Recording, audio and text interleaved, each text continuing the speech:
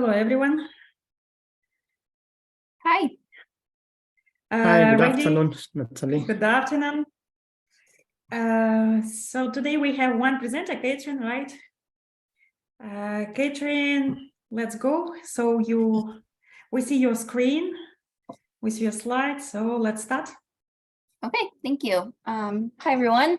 I'm here to present on paper that I'm working on, expansion of access to emergency contraceptive pills and teen fertility outcomes.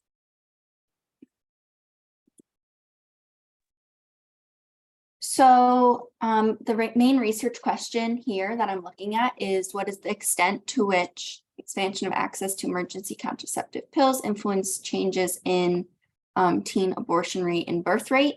And how does that effect differ depending on the level of abortion access? So to give you some background,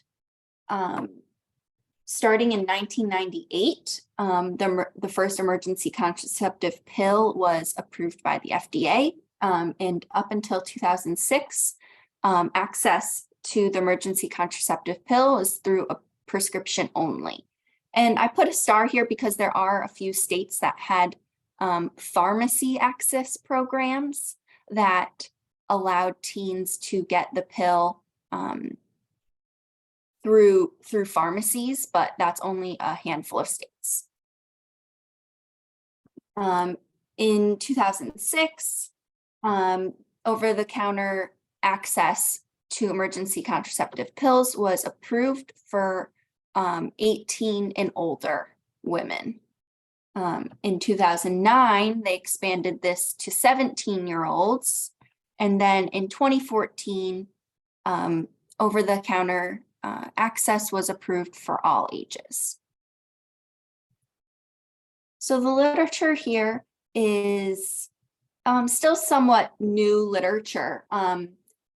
Studies on the 2006 policy show that this policy allowed, the effect of this was that women 18 and older had an increase in sexual riskiness.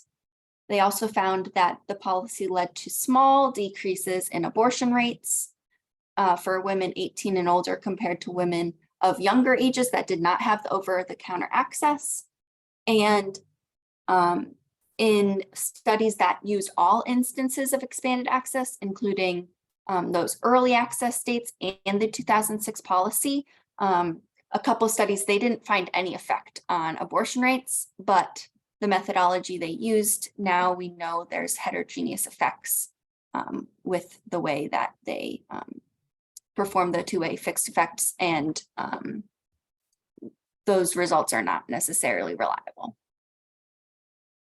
So my main contribution will be to expand the scope of what outcomes I'm looking at and to look at more downstream outcomes. Like I said, the only outcomes that have really been explored are sexual riskiness and abortion rates. So I'm going to take it a step further and look at the effect of the policies on birth rates and economic outcomes like educational attainment. Next, I will be looking at how this effect changes depending on the level of abortion access. So this has not been done before, and I think that there's something interesting, there could be something interesting to say about how access to abortion and how access to an alternative birth control or emergency contraceptive option affects how those interact. And while doing this, I'm going to be developing a novel measure of abortion access using principal component analysis.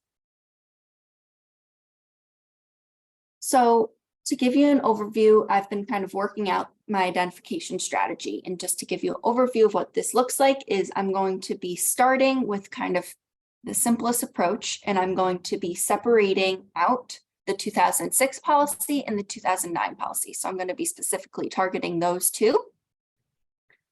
First, I'm going to start with a difference in difference, comparing the outcomes for the treated age group compared to younger age groups that are not treated yet.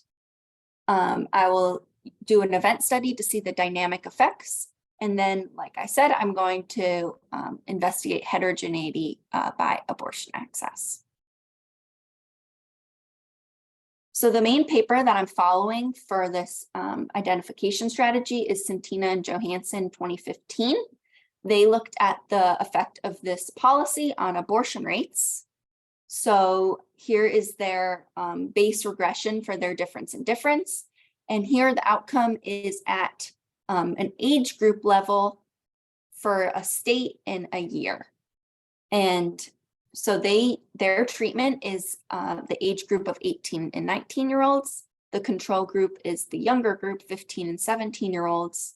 And they find that the policy decreases abortions by 6% for 18 compared to the younger group.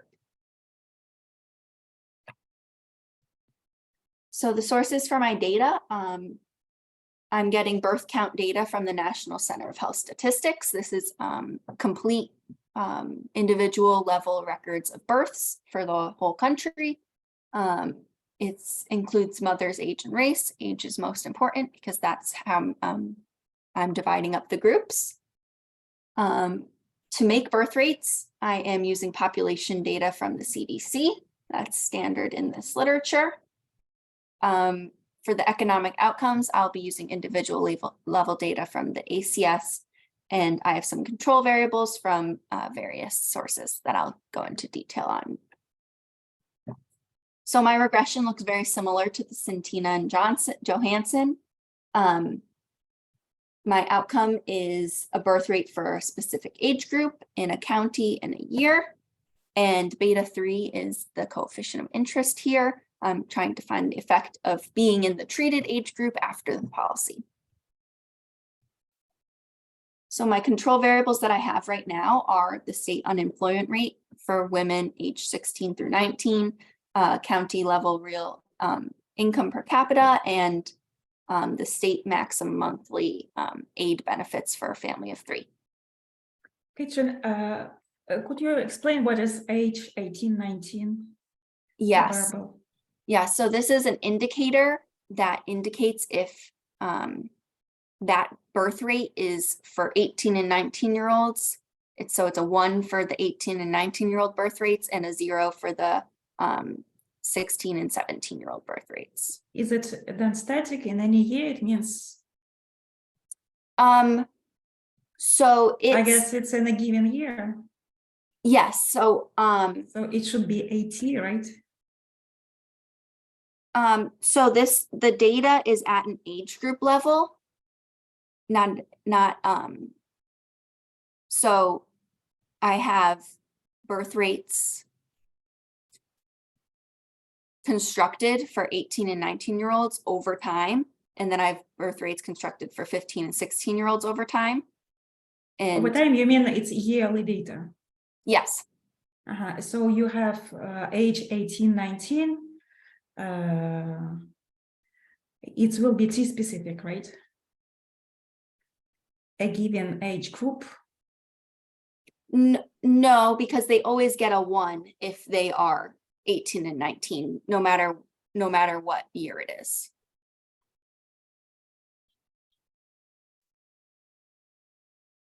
Then I don't get it. It's kind of, I guess I should have a slide on what the structure of the data looks like, but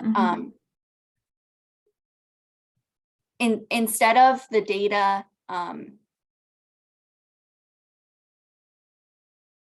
yeah, so the indicator is it's static. There's going to be two birth rates in my type of data, right? So the outcome is birth rate. There's birth rates for the older group and birth rates for the younger group. So regardless of what year it is, there's birth rates for each group. So there's always a 1 and a 0 for each year.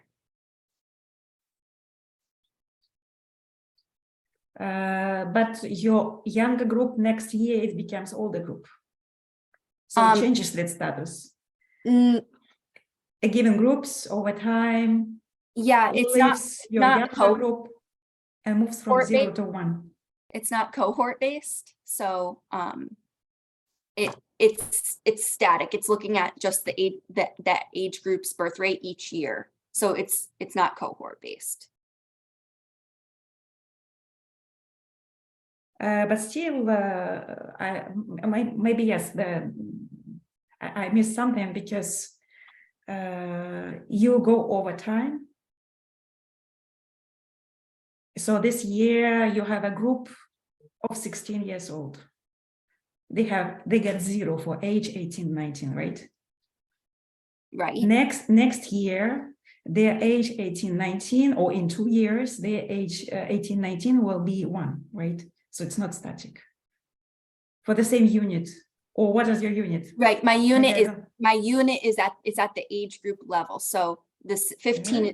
so say I have 15 and 16-year-olds in 2006, they're going to be, I understand they're going to be 16 and 17-year-olds the next year, but I'm not following them based on cohort, on birth cohort. So I'm always going to be using 15 and 16. Are you going to exclude them next?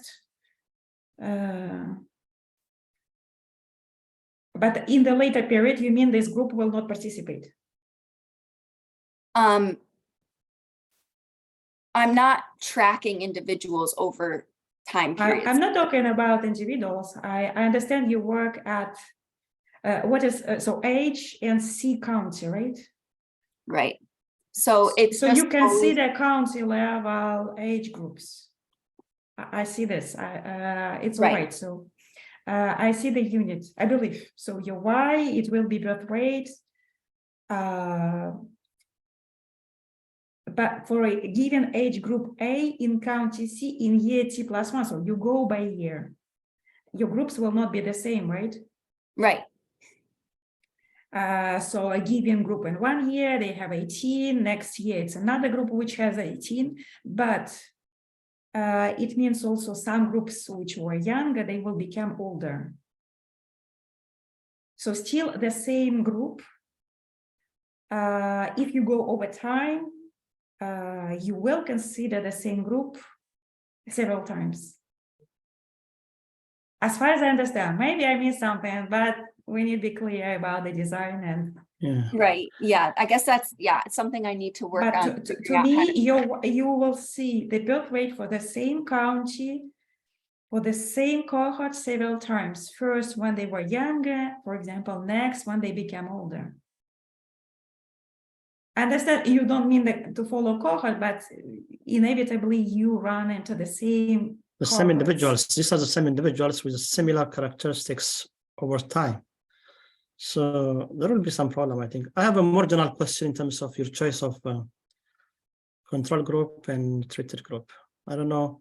And it means the same cohort moves from control to treatment. And it also means autocorrelations between your outcomes. And I don't see any autocorrelation structure here. Sorry, Mahmoud, I interrupted you. Please continue. Yeah.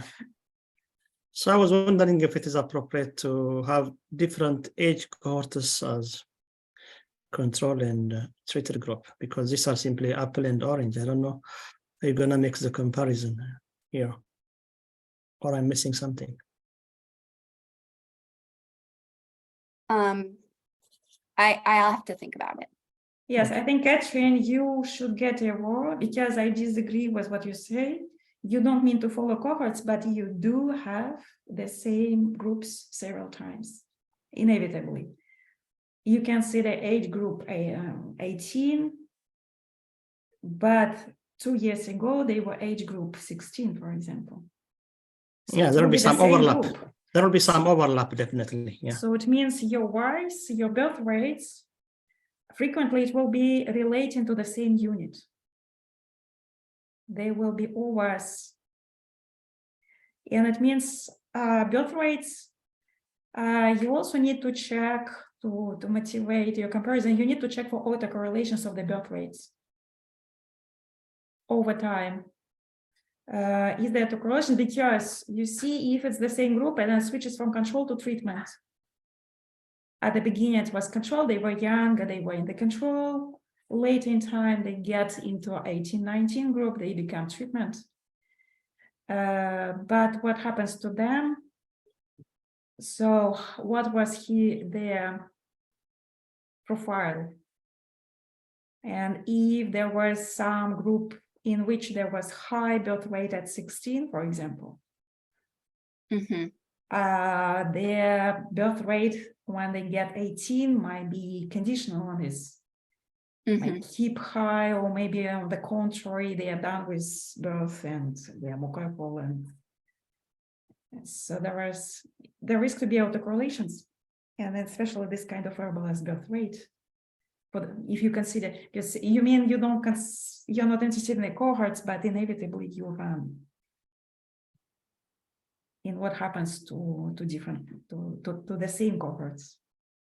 Mhm. Professor, this is Amy. I have a clarifying question about that because I've talked to Catherine a lot about this specification before. Are you saying that if a 16-year-old becomes pregnant or has a child, then she's also observed 2 years later as an 18-year-old, then this will bias the result because she already has the child and her birth rate will essentially be correlated because of that? Mhm. Okay.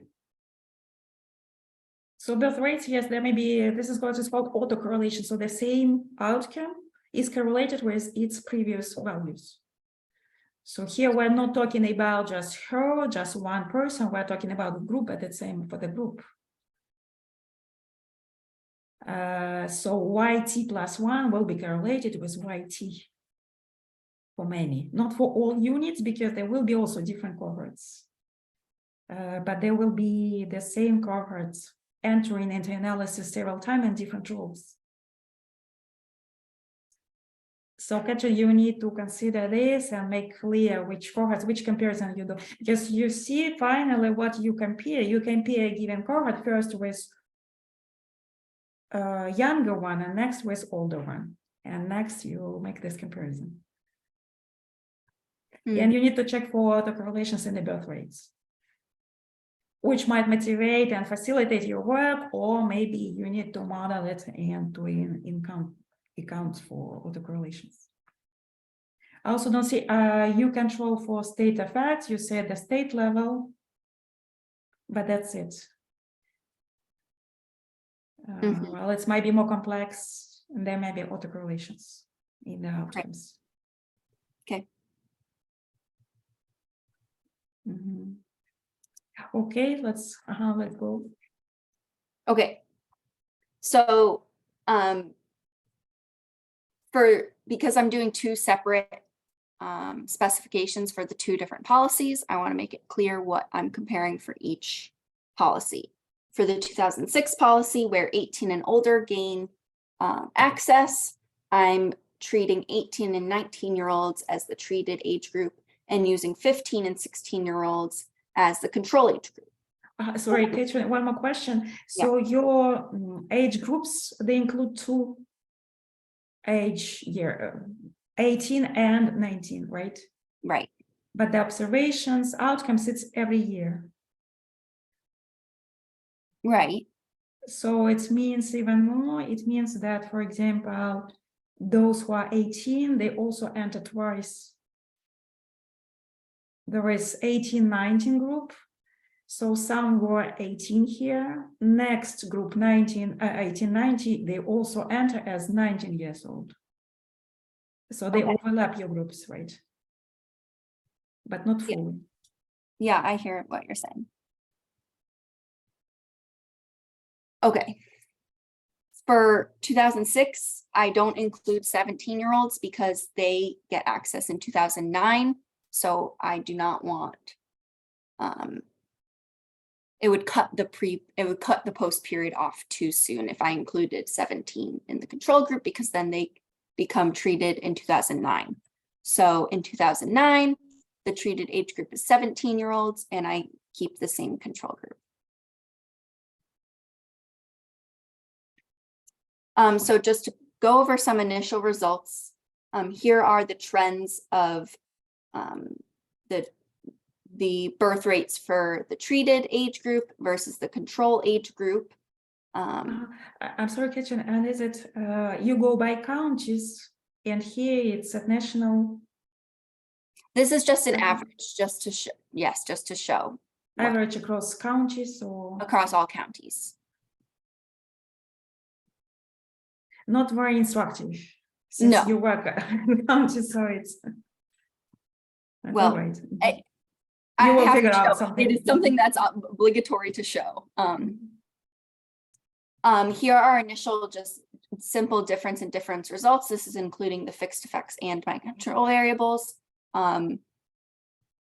This is the coefficient that I'm looking at, and we see the policy has a negative effect.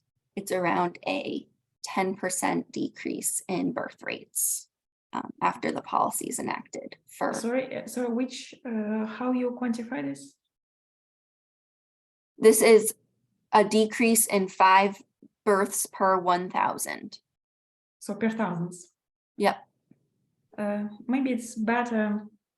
I understand in demography they work per thousands were small rates, but maybe it's still here you can switch to percents. Yeah, It might be confusing for. Right. I put the mean dependent variable here just so you can have some reference on how much of a decrease this is, but in the written work, I'll try to explain. Yeah, that's still way used to percents when you work with economists, not with demographers. Okay. It's What is the average birth rate national level? Just to give some context with this number.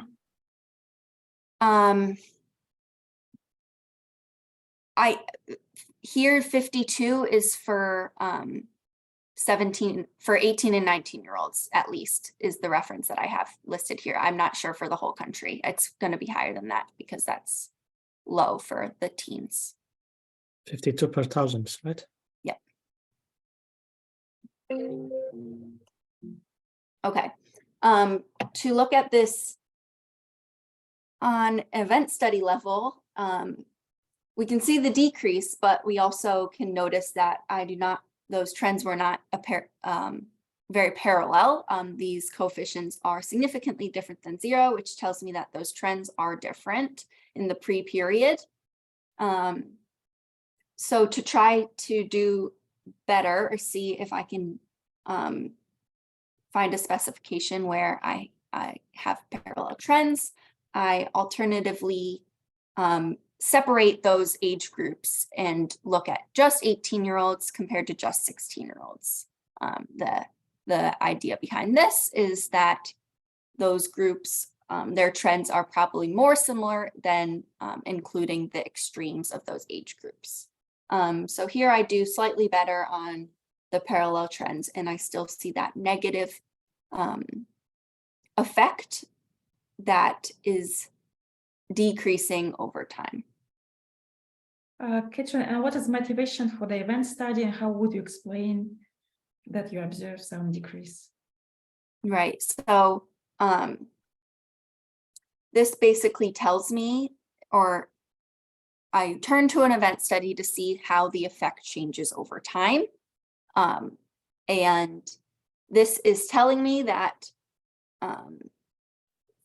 for a couple years after the access is granted, there's a null effect, no change for the first few years, but after over time, that access to emergency contraceptive pills over the counter starts to decrease birth rates. Some reasons why I think this could be happening, or why there's maybe a lag in the effect, is information spreading about it, people learning about how to get it, where to get it, and yeah. So you basically mean the same effects for age groups? So for 18 years old, for example, versus 16 years old, it just in later years? Well, this is only the effect for 18-year-olds. So this is like a decrease in the birth rate for 18-year-olds compared to 16-year-olds. So because 18-year-olds throughout this whole period are the only ones with the access, they are the ones that are being affected by the policy.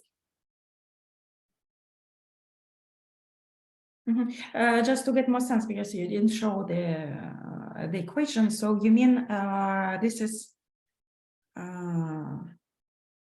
it's not for later time for a same cohort, but you mean for young cohorts? Yeah. Same comparison, but for younger cohorts. Right. So at each period, in each time period, I'm comparing the birth rate for 18s compared to 16s. So this is the same, it's the same specification as this, but it's just event study. So instead of a binary after, it's year dummies. Okay. So just to turn to the 2009 policy,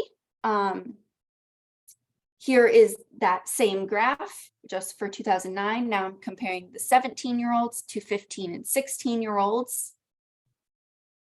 And here I have a negative coefficient, and this percent is around 20% decrease. Is that right? 15% decrease in birth rates. And the event study set up here, I can see that in the year immediately following the policy, we have a negative effect, and that effect is increasing in its magnitude.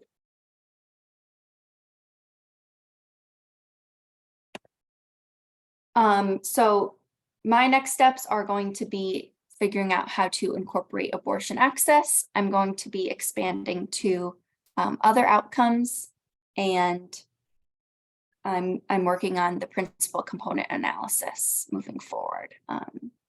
But from your comments, I will kind of be working out some of these issues you've brought up.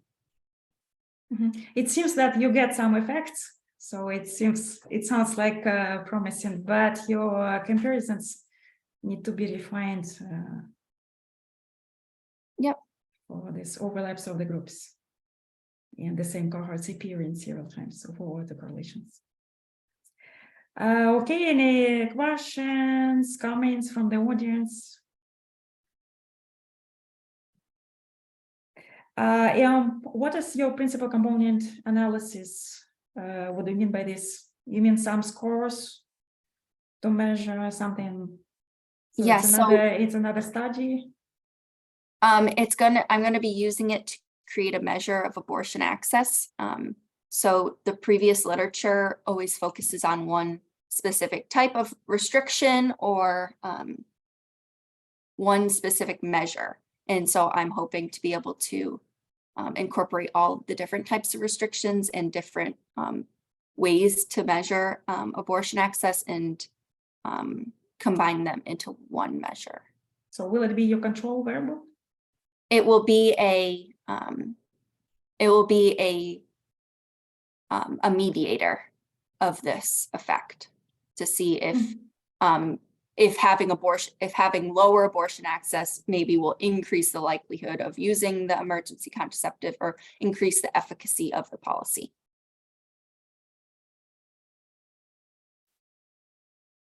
Okay,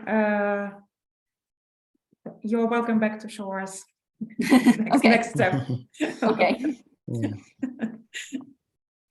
Okay, thank you, Catherine. Thank you. Thank you very much. That's it for today. See everybody in a month. Bye. Good night.